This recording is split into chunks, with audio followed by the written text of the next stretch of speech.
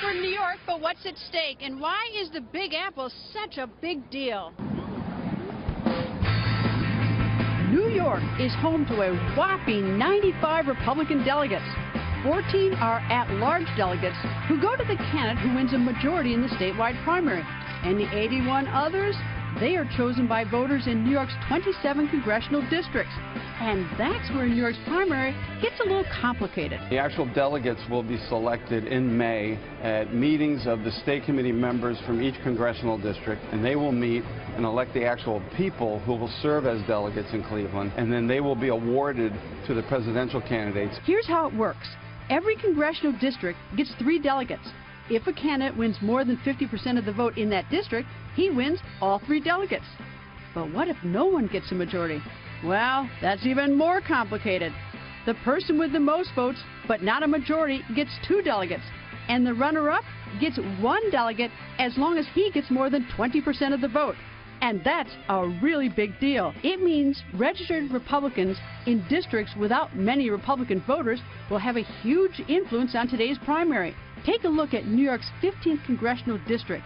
It's entirely inside the heavily Democratic Bronx, where very few people are registered Republicans. A similar district in the 2012 election had just 285 votes cast in the Republican primary. To win all 3 delegates, a candidate needs just a few hundred votes. And that's why a lot of Republicans have been spending time in places, well, that aren't so Republican. I'm thrilled to be here. Yeah, this is an immigrant community. And tonight, Donald Trump expecting a big victory. But how can he win big? It's not easy. Statewide polls show him with a huge lead, but Trump still needs to win majorities in districts with very few Republicans, and in places like Brooklyn and the Bronx, where the other candidates have been campaigning hard.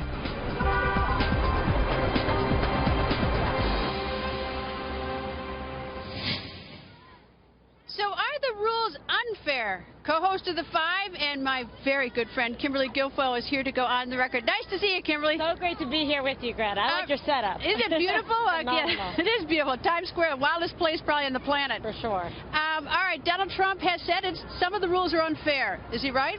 Well, listen, so he's had a little bit of an issue with the RNC, but the people he would need to take issue with are the state party officials, because they make their own rules in terms of how you can cast the delegates. So you would have to go state by state, find the rules, understand how the process works. But on the flip side, when you see Ted Cruz, his people have been in the field and on the case for about a year, being able to establish offices. And after a primary was finished, or a caucus, he left people in the state to continue to work at it. So some have said that Cruz has got a ground game that rivals President Barack Obama's that he had that was very strategic in 2008. That will be a big factor going forward for whoever the nominee is in the general election. But, you know, we'll see what happens in Cleveland. That's when I think Donald Trump will have a strong case to make if he is deprived of the nomination and he has the most delegates. All right, so if the states are the ones who come up with their individual rules, any sort of swipes at the RNC and Reince Priebus might not be fair.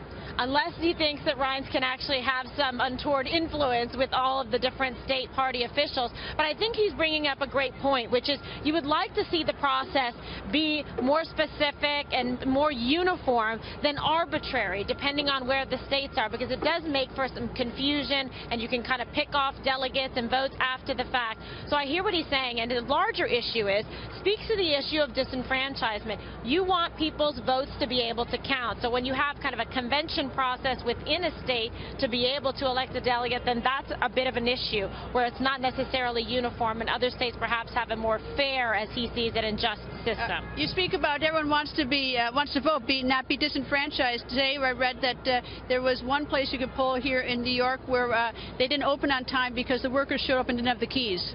Yeah, it's a big problem. You hear about things like that. You know, they're out of magic markers, or somebody didn't get their coffee in time to open up the place, and you hate to hear that. What I don't like is when people are turned away, they're not able to cast their vote, because we want people to be engaged in this political process, and Trump's got a good point. He's brought a lot of people out that haven't participated before that are enthusiastic about his campaign, and, you know, he of course wants their vote votes to be counted. All right, well, we're less than 2 hours away from the polls closing here in New York State. You're now a New Yorker, but I must want to at least focus ahead. The next big state will be California. Next big state, you are from California. How important will that one be? California is a big one, and I think ultimately it is going to be the state that determines who the nominee is and whether or not Donald Trump is able to get it. If he does extremely well in California, then he's going to be in a good advantage. Cruz is working very hard there, so he's going to have the right team in place, and you've seen him make some changes within his campaign structure to be able to move towards that end.